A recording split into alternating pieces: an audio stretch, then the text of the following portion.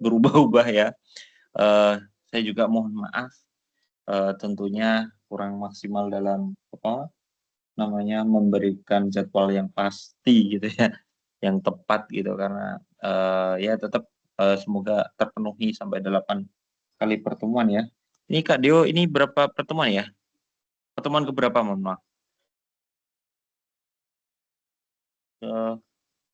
7 atau 8? Kak Deo? Halo?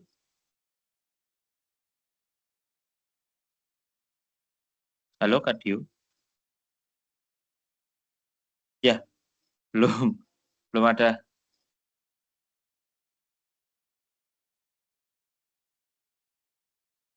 Halo? Ya, oke, nanti ya, ini, pertemuan keberapa saya juga, lupa. Jadi, pada pertemuan ini nantinya kita akan membahas mengenai persamaan frekuensi tak homogen, nanti juga, cukup kemungkinan cukup ya, nanti diperpanjang juga nggak apa-apa waktunya, semoga, selesai pada malam hari ini di apa namanya, eee di teori Fermat-nya, nah itu juga lumayan, apa namanya, lebih, dipahami kembali terkait teori Fermat.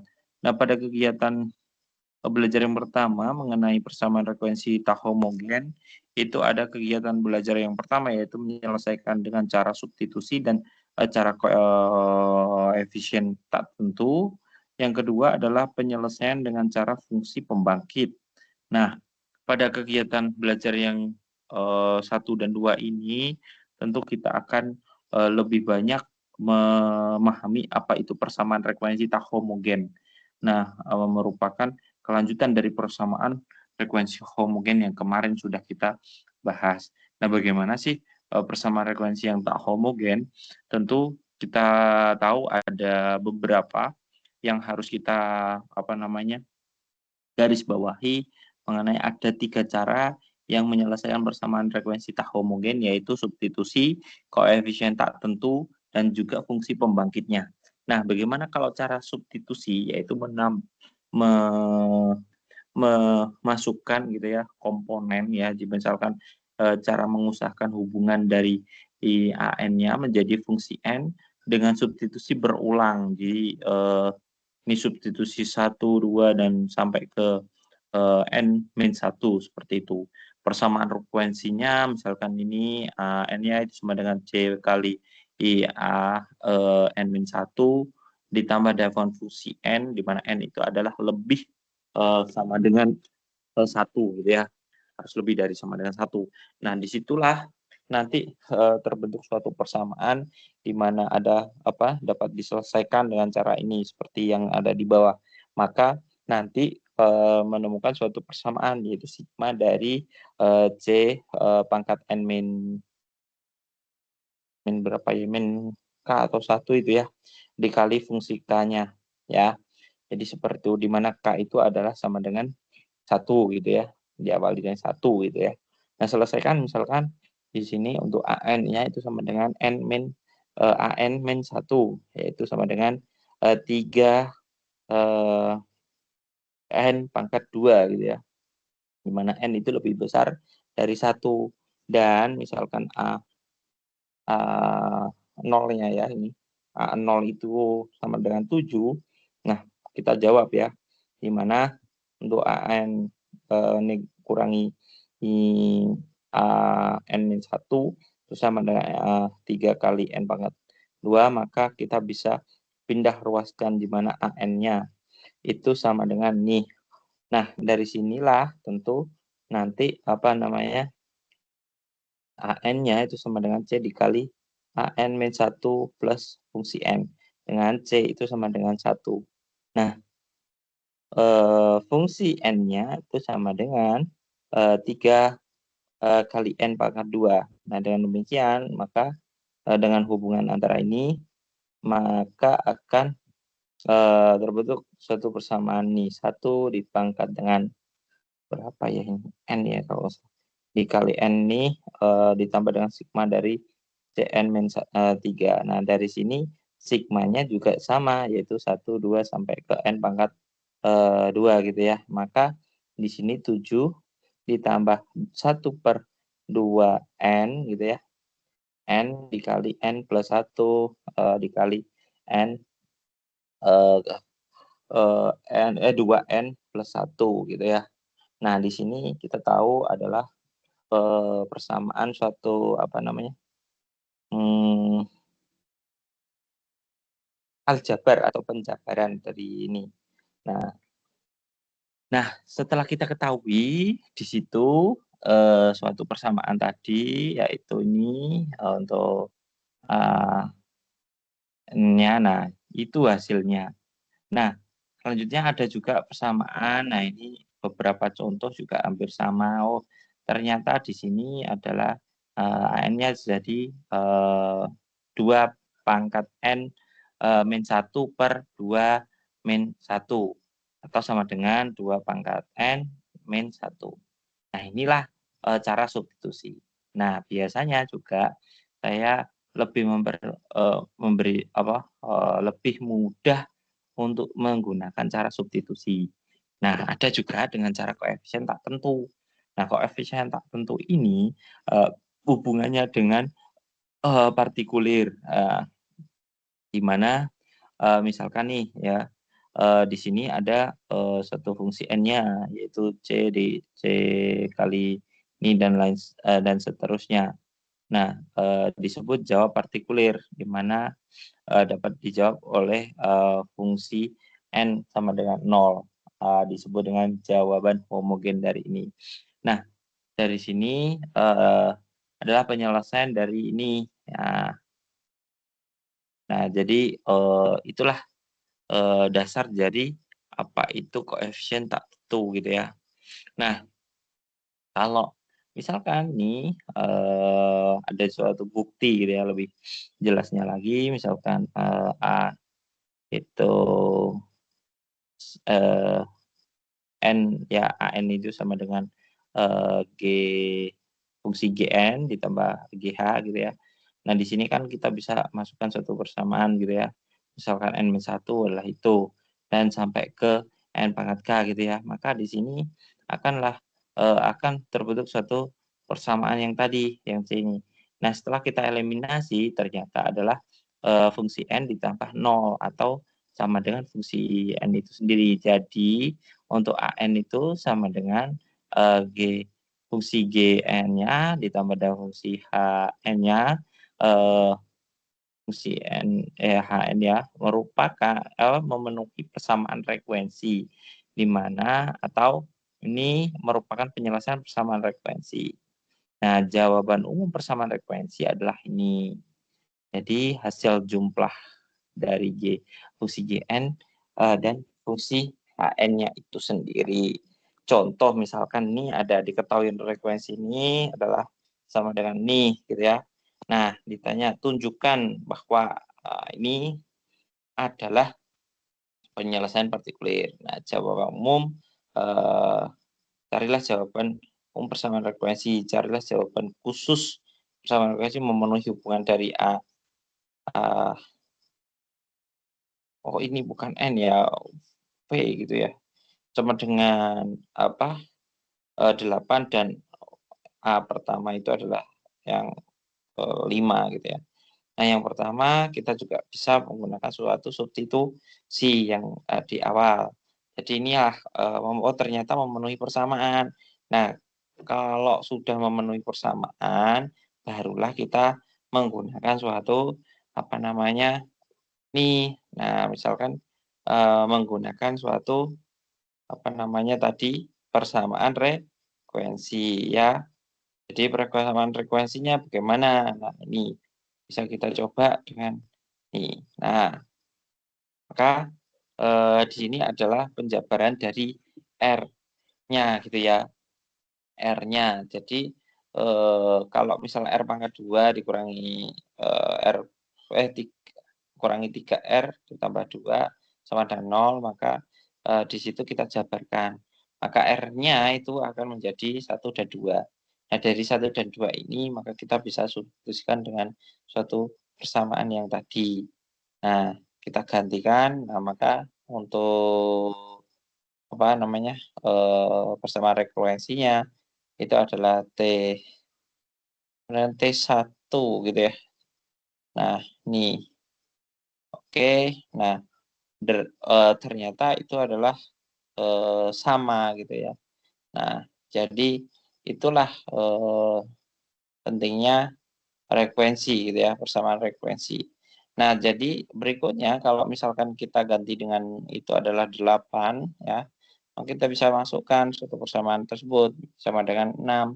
Nah, kalau A yang pertama adalah 5, maka kita juga bisa, masukkan. Nah, ini jadi untuk apa, eee, 5 sama dengan negatif 2 ditambah dengan T1 ditambah dengan 2 kali T2 itu sama dengan T1 ditambah 2 dikali T2 atau sama dengan 7 gitu ya.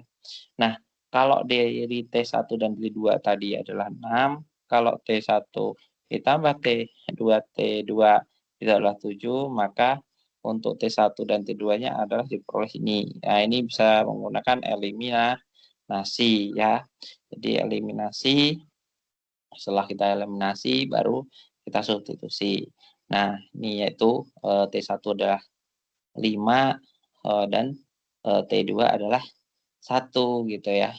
Nah, sehingga jawabanku persamaan frekuensi itu adalah ini, yaitu 2 dikali negatif 1 pangkat V ya ini, ditambah dengan 5 ditambah 2 pangkat berapa ini, N ya kalau nggak salah ini. Soalnya nggak begitu kelihatan kalau dari saya ya. Nah, itulah suatu, bentuk bagaimana kita menyelesaikan dengan, persamaan frekuensi dengan partikulir gitu ya. Nah, selanjutnya misalkan ini ada juga, suatu persamaan, di sini, ada soal, nah mencari dari, ini, dari partikulirnya.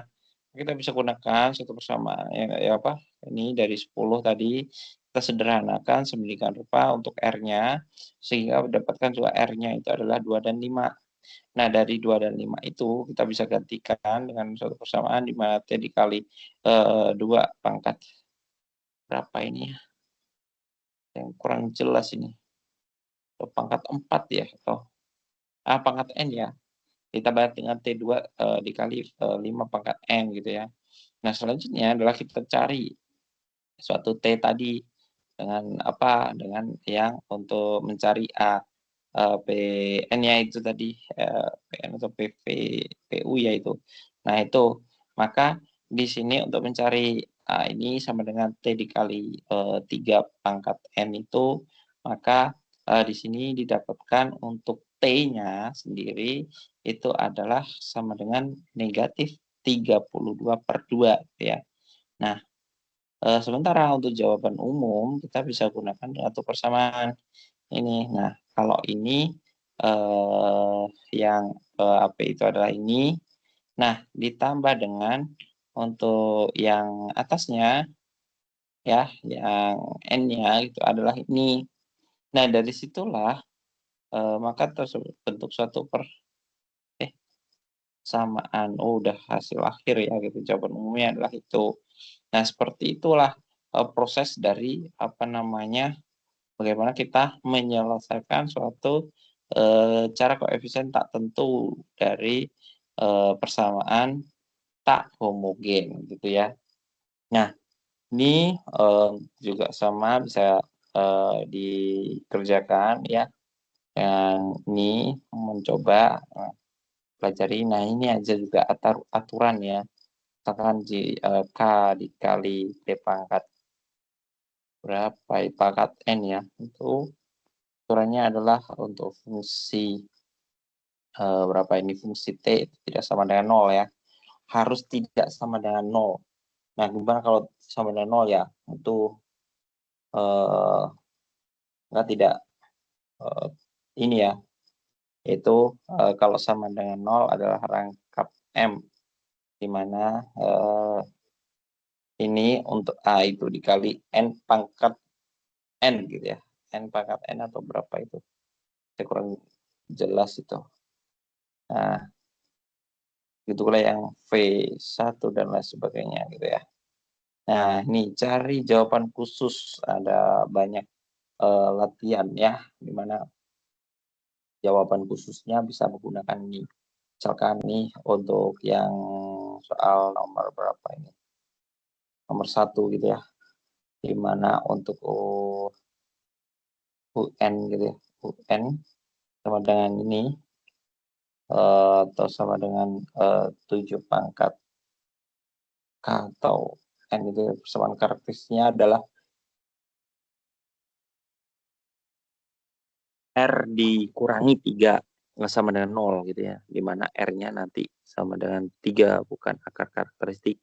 Dan permisalan yang dipilih adalah ini, adalah A dikali 7 pangkat N. Nah, berarti di sini adalah untuk N-1 itu sama dengan A dikali 7 pangkat N-1. Dan untuk yang berikutnya adalah ini, maka di sini bisa kita tuliskan suatu A-nya kan berapa ini 4/7, maka di sini tinggal kita kali dengan 7 pangkat N-nya. Nah, inilah bentuk apa yang disebut apa namanya, persamaan karakteristik gitu ya, dari atau persamaan tak homogen yang menggunakan dengan cara ada 2 tadi, substitusi dengan apa namanya, cara koefisien tertentu. Nah, itu mungkin mengenai tak homogen. Ini saya lanjutkan mengenai tes formatifnya, bisa dipelajari ya. Nah, ini bentuk umum dari persamaan ya, penyelesaian homogen dan penyelesaian partikular. Nah, ini bisa menggunakan ini. Oke, saya lanjutkan. Nah, bagaimana kita sudah menginjak ke penyelesaian dengan fungsi pembangkit.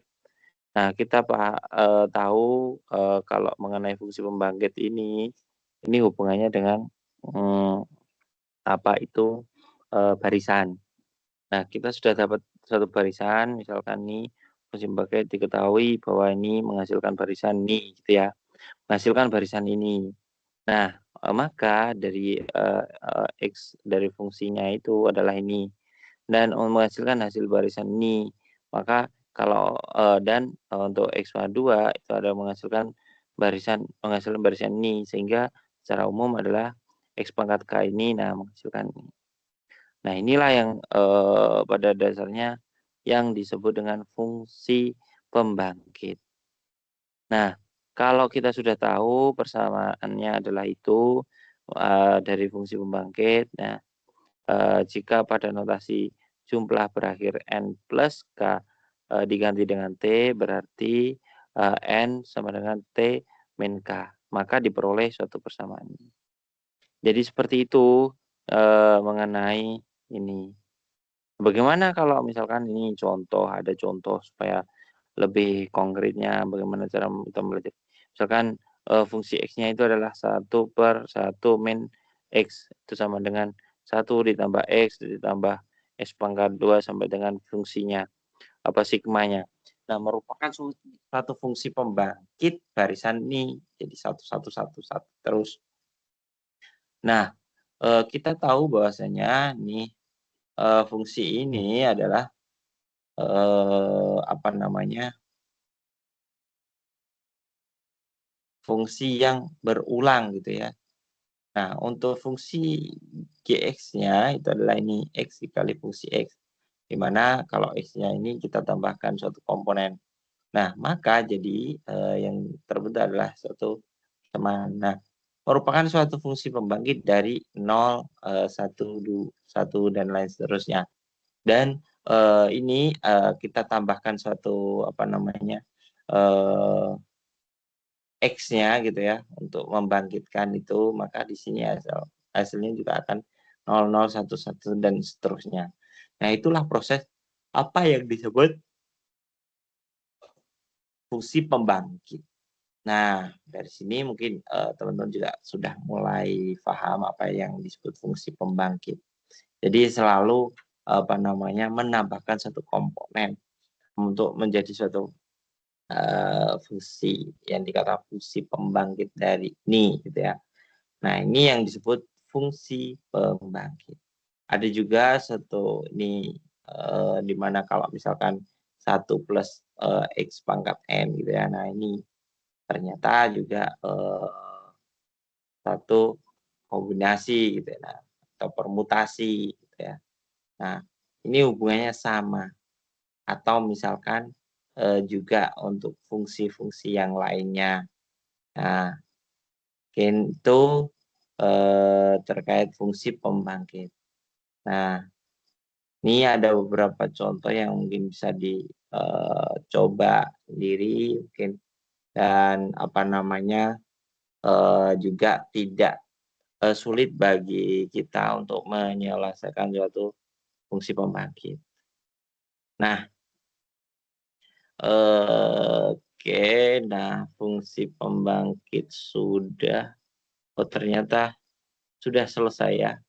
Nah ini banyak latihan selamanya, materi yang ini tuh lumayan ini ya, lumayan membuat kita lebih berpikir ekstra karena apa?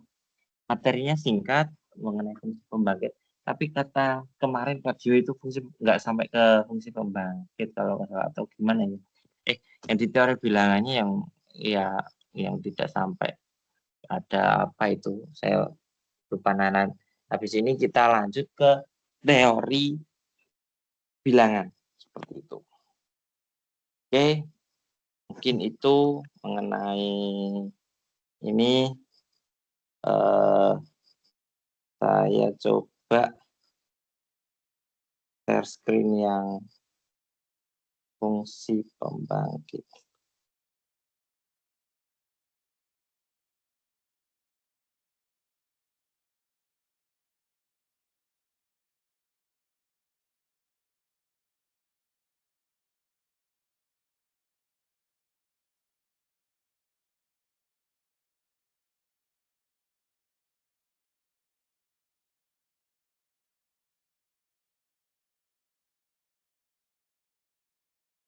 Bentar ya.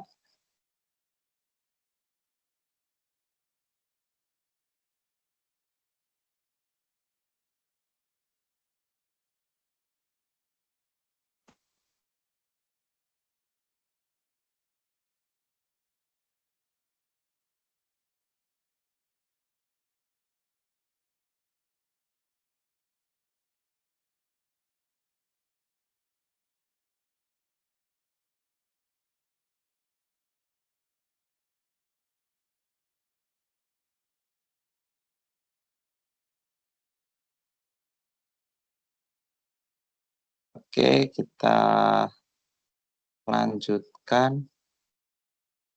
Kita akan lanjut di teori bilangan mengenai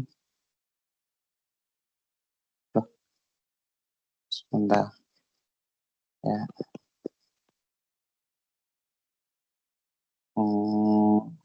Fermat akar primitif. Oh ini yang akar primitif kalau nggak salah nggak sampai itu ya atau yang fungsi Euler gitu ya. Nggak sampai sini kalau nggak salah Kak. Jadi saya lanjutkan di Fermat.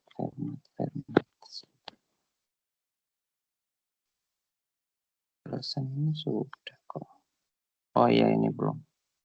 Nah jadi oke, saya lanjutkan terkait fungsi teorema Fermat dan fungsi aritmatika di mana Fermat dan teori Wilson gitu ya. Teori Fermat dan teori Wilson gitu ya.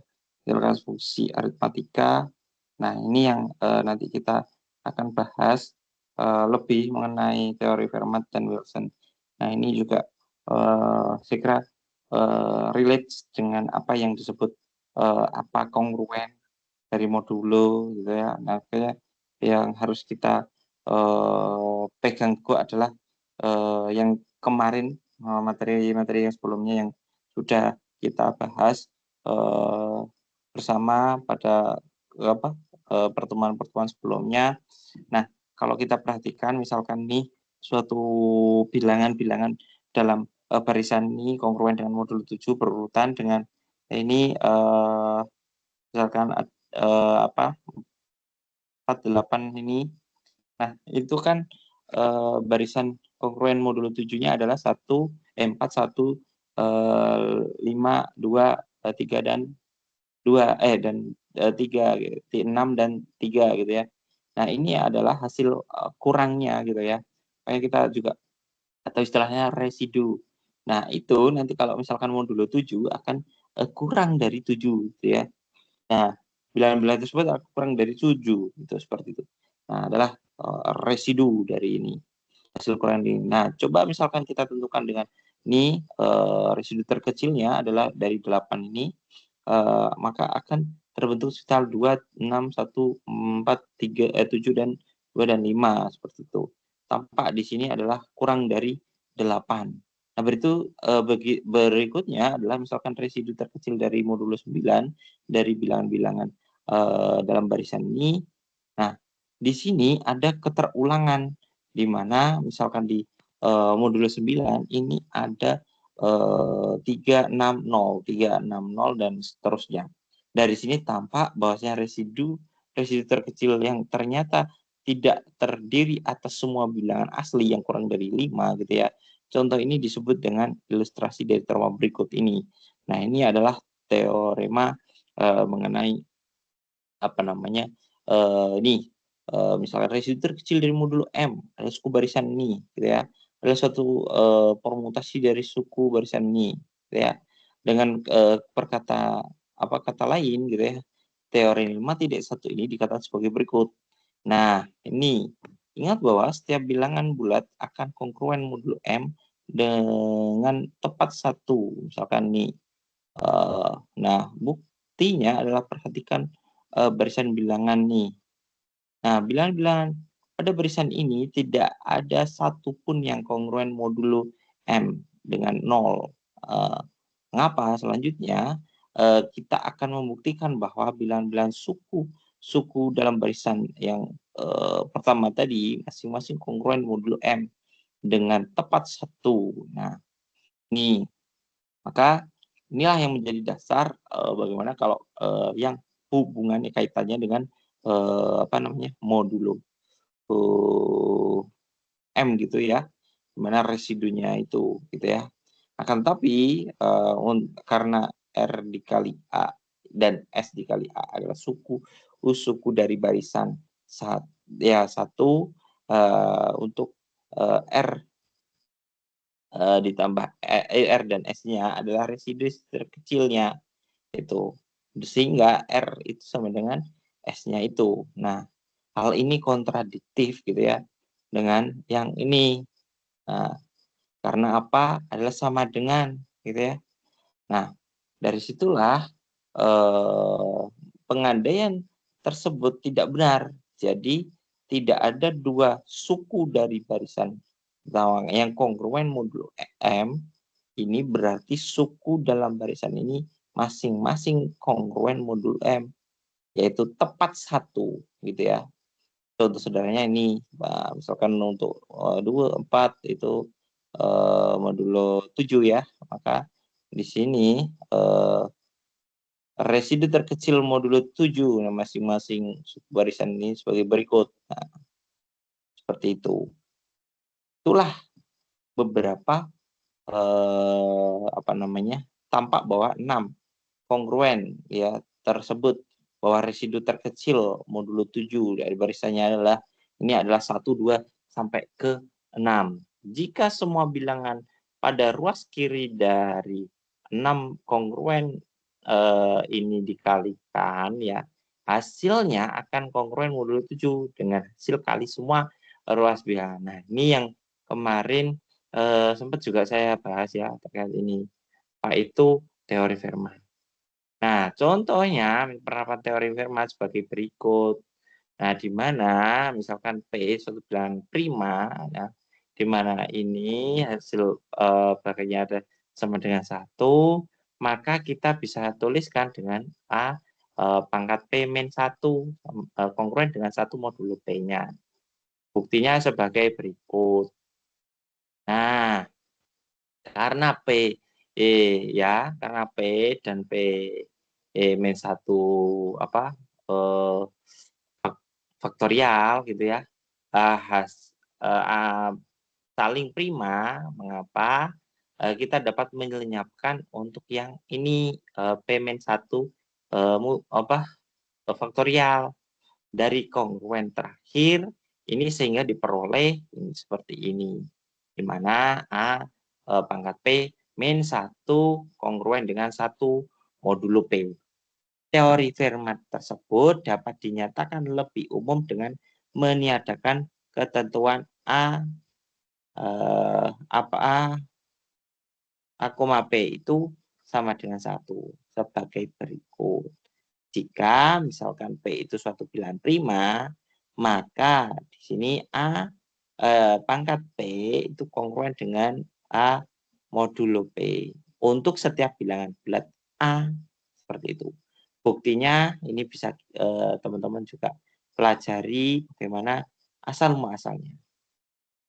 Atau bisa menggunakan induksi matematika. Nah, induksi matematika misalkan jika A adalah 1, mungkin teman-teman juga sudah ini ya, sudah familiar dan hafal apa itu disebut apa n pangkat apa itu induksi matematika. Jadi seperti ini untuk induksi matematika. Nah, jadi inilah prosesnya. Nah, karena A pangkat P sama kongruen dengan A modulo P, maka untuk A ditambah 1 pangkat P itu kongruen dengan A plus 1 modulo P. Dengan induksi matematika pada A. Karena kita telah membuktikan bahwasanya ini untuk setiap bilangan asli A, selanjutnya jika A suatu bilangan bulat negatif, bukan lain menjadi persoalan. Sebab untuk setiap bilangan bulat negatif A, berlaku bahwa A itu kongruen R modulo P dengan rentang sebagai berikut. Jadi misalkan A pangkat P kongruen dengan R pangkat P, kongruen dengan R dan kongruen dengan A, modulo P, teori Fermat mempunyai banyak kegunaan khusus dalam mengembangkan teori bilangan. Nah, inilah beberapa contoh yang mungkin kita bisa coba. Nih, saya kasih contoh yang pertama, berapa sisa pembagi, misalkan dari 5 pangkat 38 oleh 11 gitu ya. Maka di sini menurut teori Fermat yaitu adalah 5 pangkat 10 kongruen dengan 1 modulo 11 ya. Nah, maka di sini kita bisa jabarkan untuk pangkatnya di mana 10 dikali 3 ditambah 8 dan selanjutnya kita bisa jabarkan seperti ini. Maka di sini hasilnya bisa kita lihat bahwasanya untuk 3 pangkat berapa ini? 3 pangkat 4 gitu ya. 3 pangkat 4 inilah nanti sisanya 81. Nah, 81 itu kongruen dengan 4 modulo 11. Nah, maka ternyata sisanya adalah 4. Seperti itu. Nah, maka kalau masih kesulitan bisa di ini ya, baca lagi sama teori berarti 5.3 kontraposisi dengan teori itu benar pula sebagai berikut. Nah, misalkan ini. Nih, jika suatu bilangan bulat nih A apakah P itu tidak kongruen dengan A modulo P. Maka P itu bukan bilangan prima. Nah, inilah dasarnya. P bukan bilangan prima. P-nya yang mana, Kak? Nah, tuh. kita bisa coba contoh. 117 suatu bulan prima atau bukan? Nah, kita coba. Nah, misalkan nih kita ambil dulu bilangan bulat positif yang cukup kecil gitu ya. Nah, atau ini. Nah, maka di sini didapatkan suatu hasil dari 44. Nah, hasil keterbagian inilah yang memberikan kemudahan kita bahwasanya oh ternyata ada bilangan yang bisa membagi dari 117 seperti itu. Di mana adalah 44 seperti itu. Ya, bukan 40, sisa. Ya, sisanya adalah 44. Nah, dari sini 44 ini maka kita bisa juga ambil ini bahwasanya 117 gitu ya. Itu adalah sama dengan bisa juga 13 kali 9 seperti itu. Nah, tanpa menggunakan teori Fermat ya, kita bisa tunjukkan misalkan untuk modul 17 ini. Nah, 3, nah pangkat 3 adalah 7. Kemudian modulo ini gitu ya. Nah, jika kedua ruas dikuadratin, misalkan ini. Nah, lumayan panjang ya kalau misalkan dengan menggunakan cara seperti ini gitu ya. Nah, kedua ruas dikuadratin, selanjutnya ini. Nah, berikutnya, nah sampai pada nih, perhatikan kembali terformat di atas. Perlu dikatakan bahwa di sini konversi pada teori tersebut tidak benar seperti berlaku yang ada ini. Nah, tidak perlu suatu prima ya, n itu tidak perlu suatu prima. Nah, ini bisa kita jabarin di sini. Nah, bahwasanya tunjukkan bahwa ini untuk modul 341 ya. 341 ini harus 401 ya, 341 gitu ya. Nah, jawabannya adalah nih. Itu hasilnya adalah 11 dikali 31 gitu ya. Nah, dari sini tentu kita tahu bahwasanya untuk kedua ruasnya dipangkatin ini ini adalah bukti bahwasanya 31 2 pangkat 31 kongruen dengan 2 modulo 11. Nah, menurut teorema yang ini tentu ini. Nah, bahwasanya kalau ini ya untuk 2 pangkat 341 kongruen dengan 2 modulo 341. Seperti itu.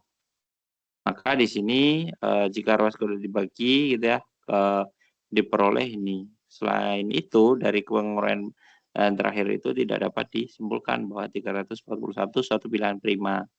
Dalam sejarahnya bilangan pembentuk 2 pangkat n dikurangi 2 ditemukan oleh matematikawan Cina. Nah, ini yang yang lalu menyatakan bahwasanya bilangan bulat n suatu bilangan prima jika dan hanya jika n itu membagi n pangkat 2 pangkat n min 2. Nah, dalam kenyataannya kriteria ini benar untuk semua bilangan prima n itu kurang dari 340.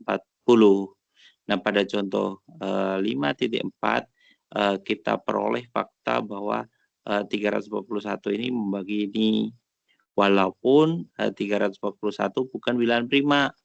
Selanjutnya, bila komposit n sedemikian sehingga n itu adalah membagi 2 pangkat n min 2 disebut dengan bilangan prima semu atau disebut pseudo-prima atau tak terhingga banyaknya bilangan prima semu.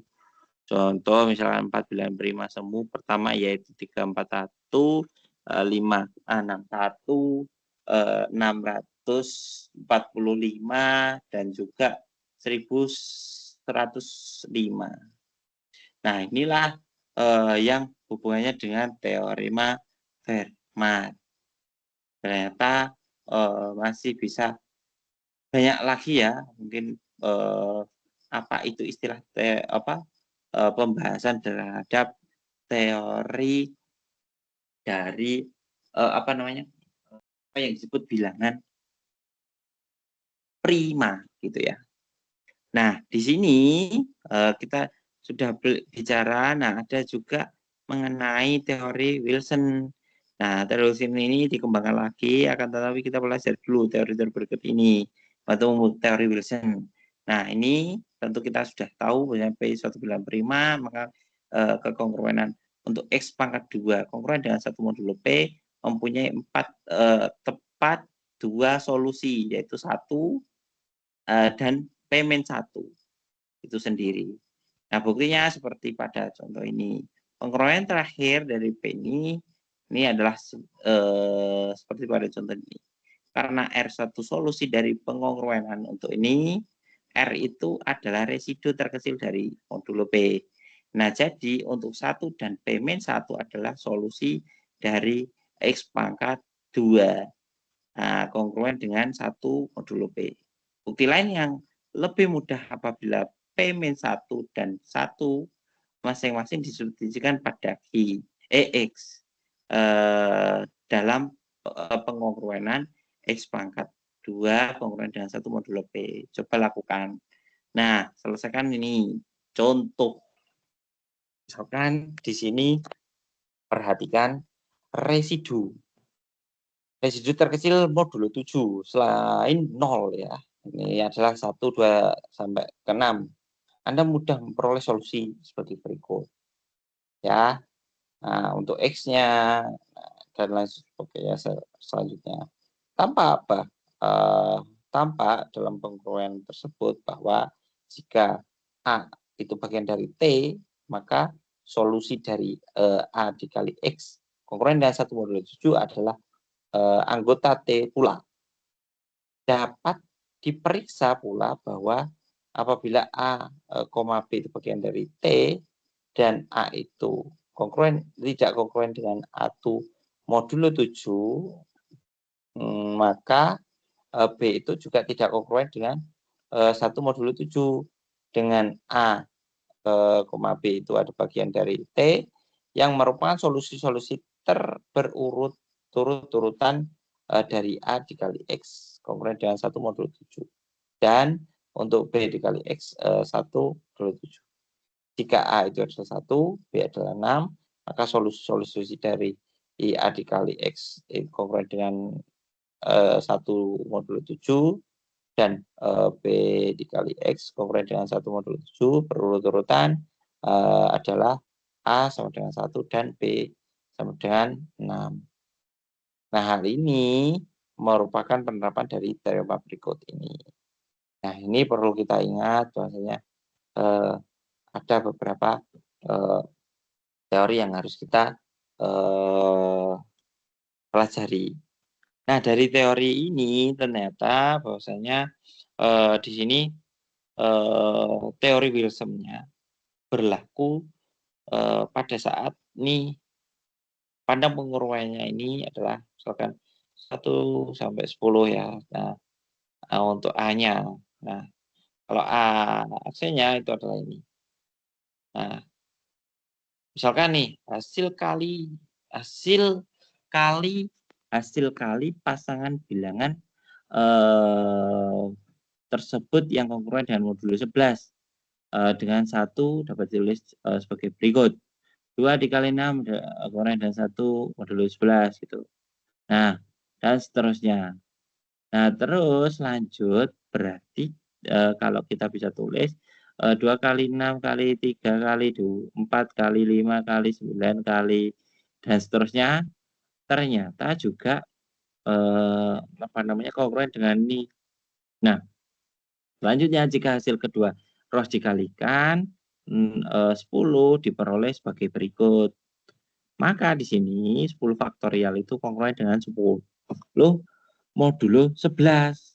Di mana 10 modulo 11 ini adalah negatif 1 modulo 11. Nah, coba ditunjukkan bahwasanya ini. Nah, maka di sini kita bisa juga lakukan kalau 6 faktorial dengan ini dan lain selanjutnya. Nah, bisa dicobakan. Nah, disinilah teori Wilson berlaku. bahwasanya jika P itu suatu bilangan prima, maka untuk P min 1 faktorial itu sama dengan kongruent dengan negatif 1 modulo P. Seperti itu. Nah, inilah pentingnya teori Wilson. Ternyata ada loh yang menjadi negatif. Seperti itu. Nah, ada juga yang mengenai teori 5.8. Jika P suatu bilangan prima ganjil, penguraian ini mempunyai solusi apabila hanya bila P itu sama dengan 1 modulo 4. Nah, buktinya ini bisa kita saksikan. Nah, ini banyak sekali penjelasannya yang bisa teman-teman juga pelajari nanti setelah ini mempelajari. Oke, saya lanjutkan. Nah, ini kalau nggak salah ini sudah ya, atau apa saya lanjutkan aja nanti sampai pada bentar. Yang Euler ini katanya tidak ya. Tapi apa nanti saya tambahin yang Euler aja supaya menjadi ini aja pengalaman apa namanya pengetahuan. Sebentar. Nih, nah untuk fungsi-fungsi yang aritmatika atau tahu ya.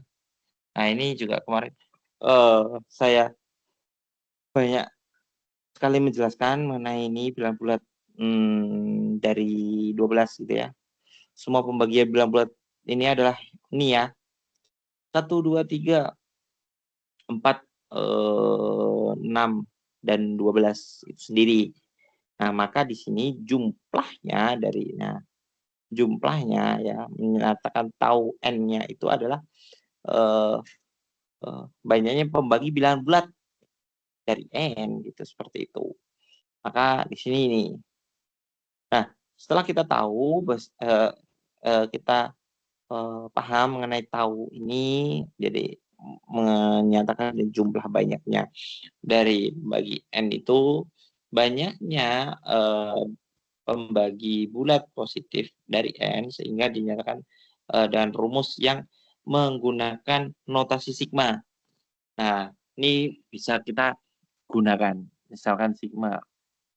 Nah, terus selanjutnya misalkan nih 3, nah, itu adalah sigma dari 3, adalah 3, 3, 3, dan seterusnya. Nah, gimana kalau langsung fungsi?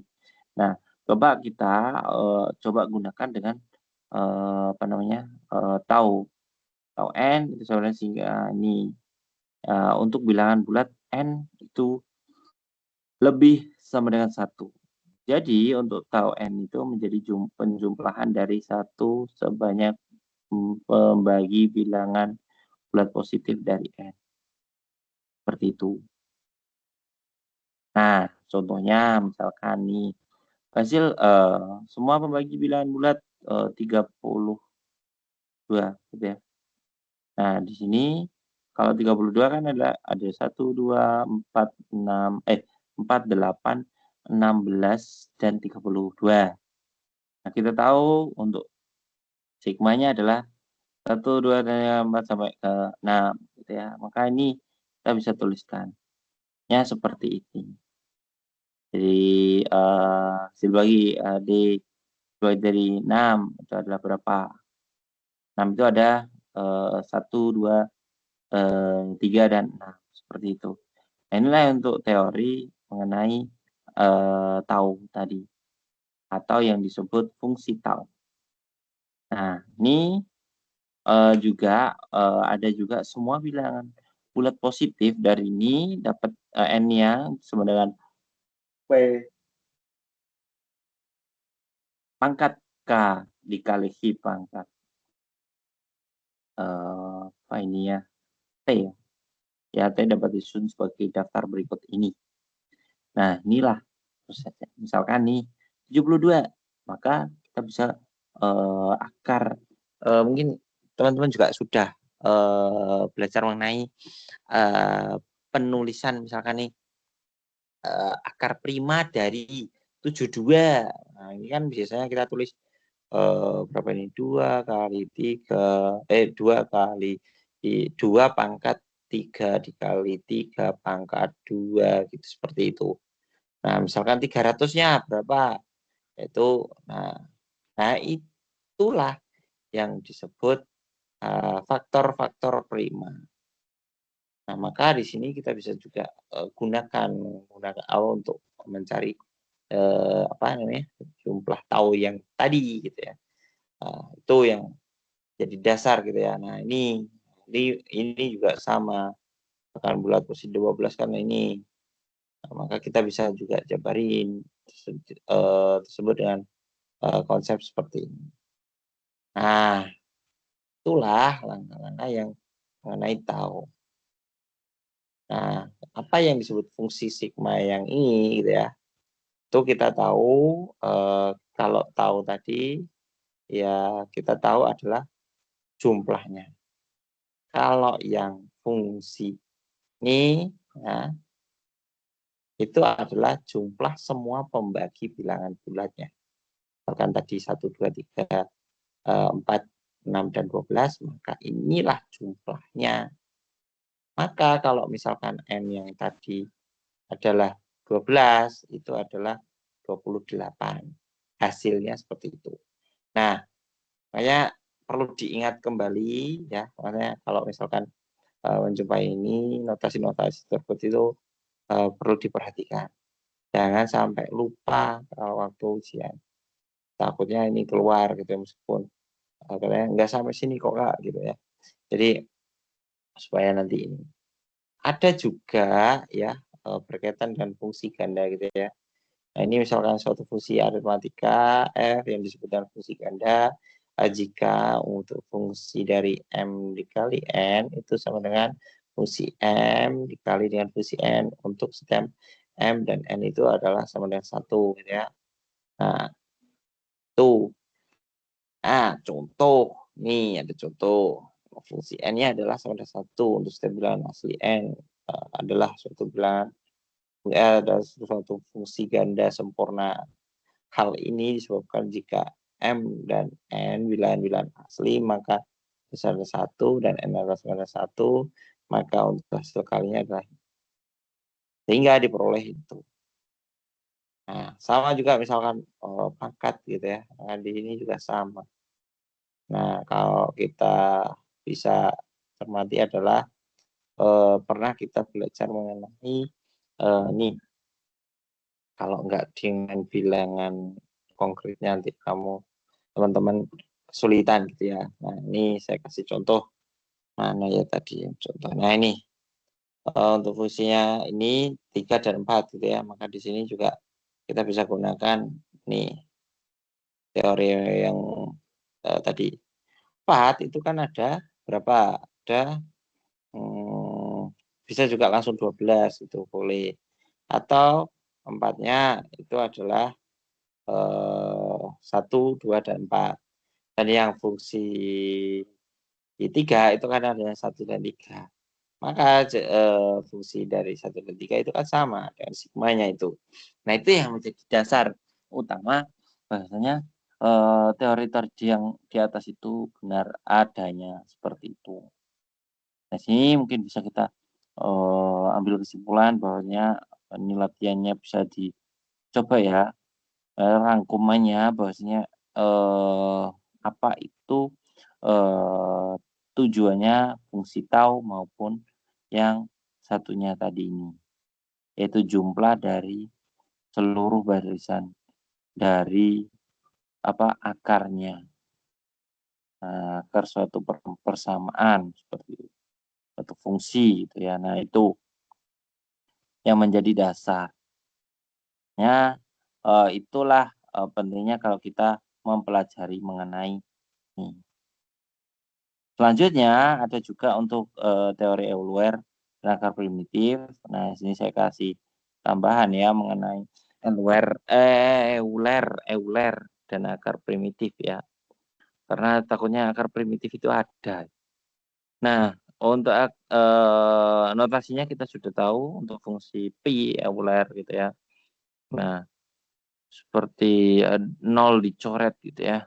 Nah, ada definisi misalkan himpunan residu sederhana modul M adalah himpunan semua bilangan bulat R bulat positif R yang memenuhi ini. Nah, ini tidak sama dengan dari ini untuk I dan J itu tidak sama. Nah, contoh di sini himpunan dari 0 sampai dengan 8 adalah himpunan semua residu terkecil modulo 9. Apabila dari unsur-unsur himpunan ini dipilih unsur-unsur yang saling prima dengan 9, yaitu ini tanpa 0 ya, maka himpunan terakhir ini disebut sistem residu sederhana 9. Nah, semua residu sederhana modulo 9 yang lainnya diantaranya adalah 19, 11, 22, 5, 16, 92. Dan sebuah elemen yang terakhir ini ya, di mana misalkan saling prima dan 9 dan tidak ada dua elemen yang kongruen dari modul 9.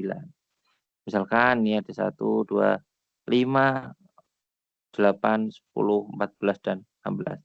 Bukan merupakan sifat residu sederhana modul 9 sebab 1 itu kongruen dengan 10 modul 9.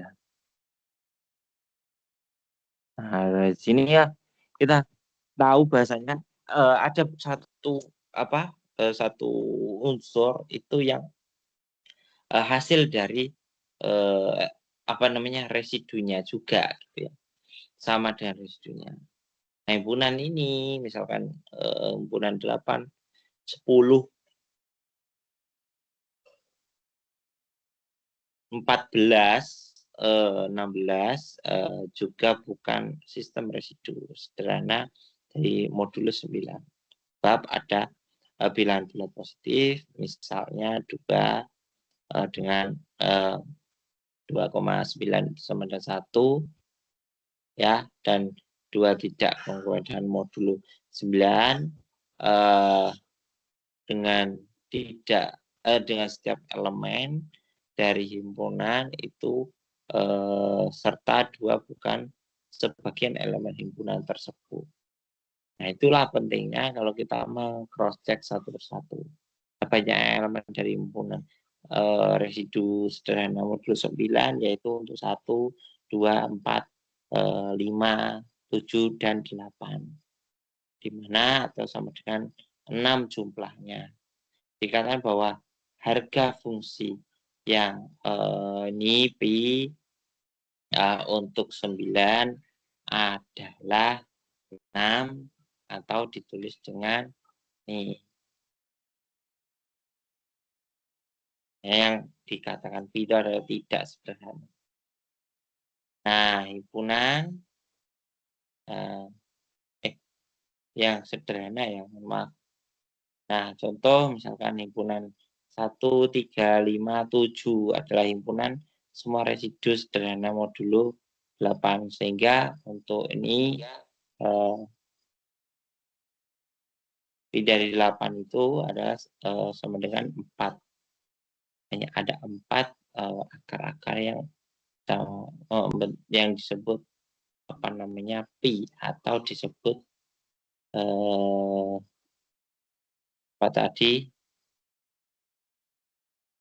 fungsi pi Euler gitu ya.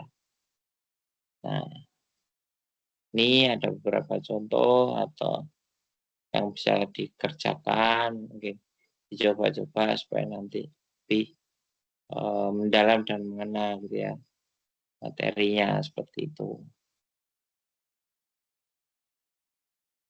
Oke, saya lanjutkan sebentar ya.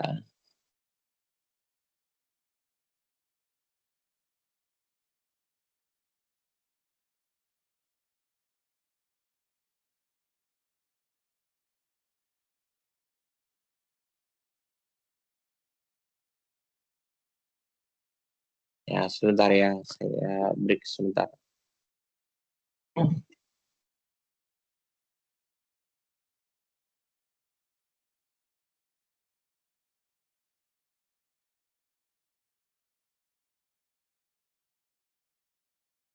Fadio.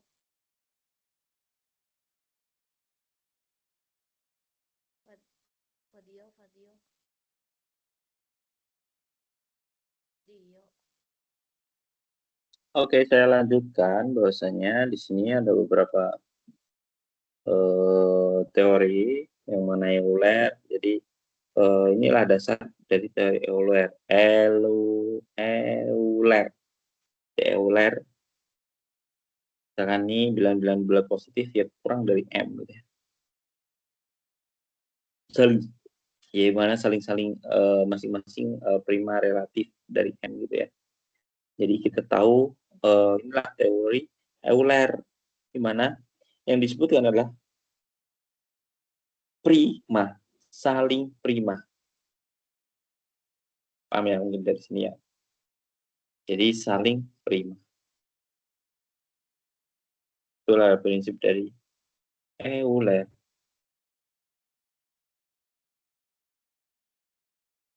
Nah, sebagai contoh, misalkan ini ada residu ya, latihannya, di mana itu adalah 4. Ya. Aja, nah, 8 itu kan ada 1, 2, 4, dan 8. Gitu ya.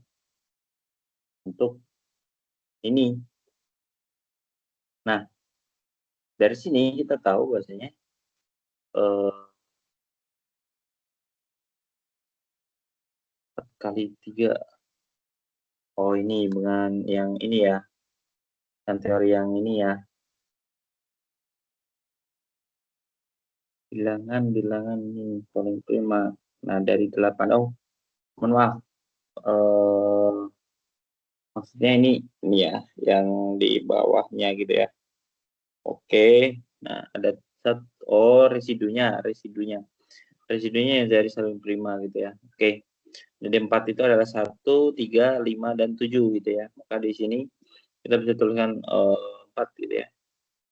Sebab di sini maka hasilnya adalah 2,4-nya 0,8 itu tidak sama dengan 1 gitu. Nah, ini ada juga yang untuk 3 pangkat 12 modulo 3 gitu ya. Kita bisa, loh, latihan ini kok nggak ada ya. Oke, tidak masalah. Nah, ini ada juga mengenai ini, penjelasan mengenai untuk 10 pangkat apa namanya, pi dari 9n gitu ya. Nah, ini hasilnya. Gitu ya. Nah, selanjutnya adalah kalau misalnya jumlah itu sudah. Nah, ini juga sudah, langkah-langkahnya juga sudah. Nah, untuk teori ini tidak sulit, mungkin bisa dipelajari. Nah, ini sigma dari ini, itu juga dari mana? Dari ini ya. Nah, saya lanjutkan langsung ke rangkuman supaya nanti lebih paham dan familiar ya. Dimana kalau misalkan ini, jika ini Rn ini itu bilangan bulat positif yang kurang dari M. Dan masing-masing saling prima dengan untuk M. Residu kecil modulo M dari bilangan-bilangan ini itu adalah suatu komutasi. Nah, jika M adalah suatu bilangan bulat positif, di mana ini A, M itu 91. Nah, ini yang berbeda ya. Maka untuk pangkat ini ya, kongruen dengan satu modulo M. Nah, inilah banyak teori-teori yang harus bukan dihafalkan ya, tapi ini kita hasil mencoba gitu. Nanti teori-teori inilah nanti menjadi pelengkap dari yang kita kerjakan seperti itu. Supaya nanti lebih kompleks aja yang kita tampilkan pada jawaban yang ini yang ada gitu ya. Nah, saya lanjutkan mengenai hubungan apa itu akar primitif suatu bilangan. Nah, dikatakan akar primitif gitu ya, order suatu bilangan bulat modulo M gitu ya. Nah, ini dalam kegiatan belajar 1 modulo ini gitu ya, kita sudah belajar mengenai apa namanya, ini Euler tadi. Nah, misalkan nih ya, diketahui ini 2 pangkat Euler 7 itu sama dengan 2 pangkat 6 kongruen dengan 1 modulo. 7 gitu. Akan tetapi kita mengetahui pula bahwasanya bahwa untuk 2 pangkat 3 kurang dari 1 modulo 7 dan tidak ada bilangan bulat positif yang lebih kecil dari 3. Nah, dengan itu pemangkatan 2 akan kongruen dengan 1 modulo 7. Nah, ini, eee, adalah contoh pengertian dari order, dari 2 modulo 7 dan, secara formal diberikan definisi berikut ini. Nah, order dari A modulo M diberikan di simbol order M. Nah, itu ya. Nah, itu ternyata kita bisa tentukan. Nah, contoh ini. Untuk menentukan order 4 modulo 7 dari kita menentukan pangkat bulat positif terkecil dari 4 yang residu terkecilnya sama dengan 1. Nah, oleh karena itu kita perlu menentukan residu-residu terkecil modulo 7 dari perpangkatan bulat positif dari 4, yaitu misalkan ini 4 pangkat 1 kongruen dengan 4 modulo 7. Di sini kita bisa tuliskan bahasa 4 pangkat 2 kongruen dengan 2 modulo 7. Dan seterusnya misalkan ini 4 pangkat 3 kongruen dengan 1 modulo 7. Jadi untuk ordernya dari 7 itu adalah 4 sama dengan 3, seperti itu. Jadi selanjutnya sampai pada didapatkan satu modulo 7 seperti itu. Nah, itulah dasarnya.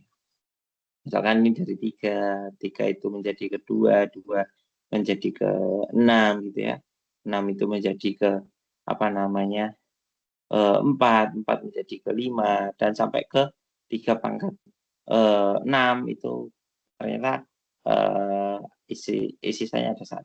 Jadi untuk order yang 73 itu alamat dengan 6. Nah, itulah yang disebut ini. Ada juga tabel yang menjelaskan misal perhatikan residu dari pangkat bulat positif dari A modulo 7. Ke tabel 6.1 berikut ini. Nah, kita tahu biasanya untuk A pangkat 6 itu adalah 1111 dan seterusnya. Tampak bahasa ini adalah 1. Nah, original ini adalah 2 gitu ya. Order 2 adalah 3 gitu ya. Nah, sebab 3 adalah bilangan bulat positif terkecil.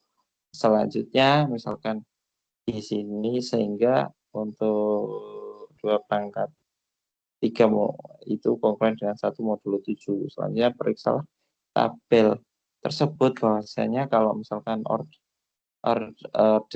7 itu 3 sama dengan 2, ini adalah 2, 6 ya tadi. Untuk order 7, 4 itu sama dengan 3 dan selanjutnya sampai dengan ini.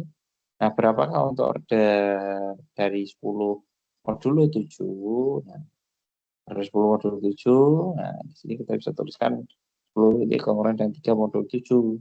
Maka di sini kita lanjutkan. Nah, dari 10 menjadi ke 6 gitu ya. Nah, 6 dan oleh karena 3 pangkat 6 itu adalah 1 modulo 7, nah yaitu order dari modulo 7, order 3 dari modulo 7 itu sama dengan. Nah, maka untuk order 7 yang 10 itu kan sama dengan 6.